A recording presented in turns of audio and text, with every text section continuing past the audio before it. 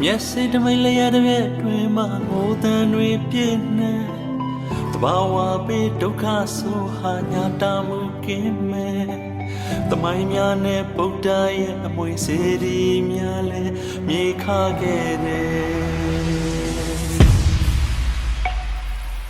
တရားများနဲ့မူမြင့်တိုက်တွေရေပေါ်ပြိုကျခဲ့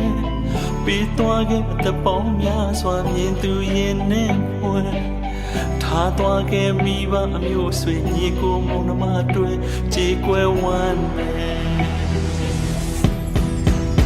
โอเคပါဗျာ